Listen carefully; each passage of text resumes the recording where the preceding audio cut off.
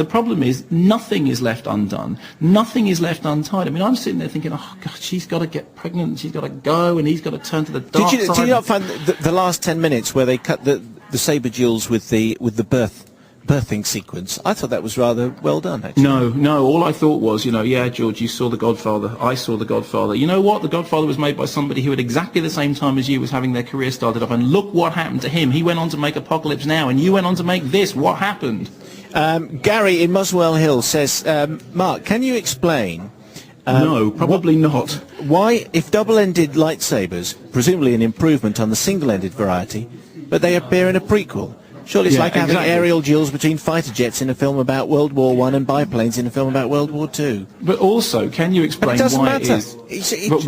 Can you explain why it is that Yoda can do backflips in the prequels, but in the movies he's a hand puppet who has to sit still? Well, yeah, I can explain it. It's because somebody invented CGI between George's original pantomime romp, but I'm sure George has got some completely bogus, pseudo-religious explanation. It doesn't matter. And the worst thing is he's threatened to go back and remake the originals. He said, yes, I imagine this. Imagine, the one thing that he did that was kind of basically half all right, which is the first Star Wars movie. No, let the pompous old fart go back and destroy it now with his computer graphics and boring voiceovers. I mean, somebody has to stop him. It's not even cinema. The film's here at Cannes. It's been screened here at Cannes, and there have been stormtroopers running up and down the Croisette, and it's been, what is that doing at Cannes? It's not even a film. It's a computer game on a big screen, and it's boring, and at least it's over. Please, it's over. Oh, David Marlowe in Manchester said, I saw episode 3 twice yesterday, welcomed by stormtroopers at the 6:15 performance.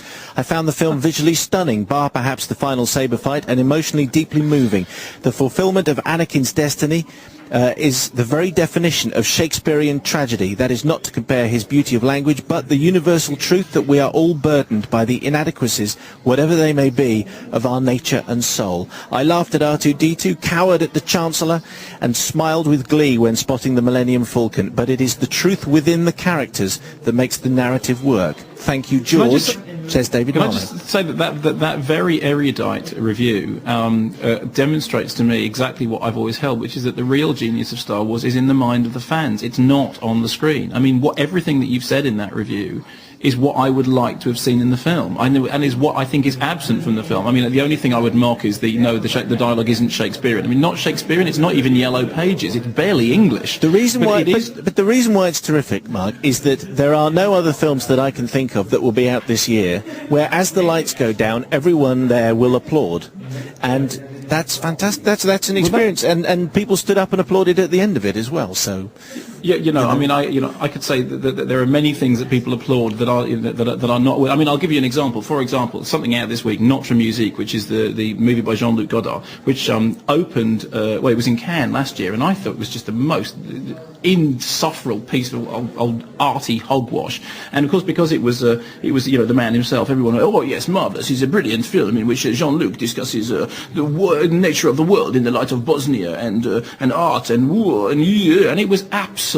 twaddle from beginning to end. And I fell asleep, and I woke up, and I fell asleep again. It was still going on. In the end, it got a standing ovation. Why? Because it was at Cannes, and it's Jean-Luc. So we all have to say, oh, Jean-Luc, yes, you have made them. No, Jean-Luc, stop making films. You're too old, and you're boring even me. And in fact, actually, it's a nice double bill with that and Star Wars. But of course, that's taken a year to open. That's opening now. I mean, it stank a year ago. It still stinks now. But I noticed that it's film of the week in the Guardian. So clearly, some people out there still think there's something worthy about it. It was rubbish. Jason Mayer, the new Star Wars film is the worst science fiction movie of all time. Imagine morons from outer space, add a few $1 million, and remove the scene where Mel Smith sneezes. I'd rather watch Dave Lee Travis play Macbeth.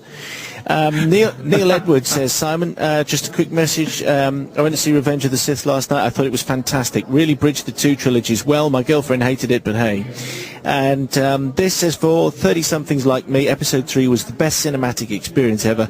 It answered all the questions we've had for nigh on 30 years, with all the loose ends tied up. It had everything. Hang on. No, you hang on. Sorry. It had everything I expected and some things I did not expect, like snappy dialogue. It also had scenes with real emotion. Shock, says Nick on that text. Yes, now you can. How did it answer those questions? The key question in this whole Star Wars backstory that George keeps pontificating about is how it is that Anakin, who is the father father of these, good angels who actually, occupy the universe of the first Star Wars movies, how he goes to the dark side and becomes Darth Vader. That's not answered at all. What happens is he has a bit of a bad dream worrying that something's going to happen to Princess Dinky Bong, and the next thing you know, he's putting a bucket on his head and, going and talking like James Earl Jones. I mean, I'm sorry, that's not, in Shakespeare, when characters like, Macbeth or Othello, when they go over to the dark side, it's not just some, 5-minute little whimsy. It's actually about the character being destroyed. There is nothing in Revenge of the Sith that explains the transition from good to bad. It's not beyond good and evil. It's just rubbish.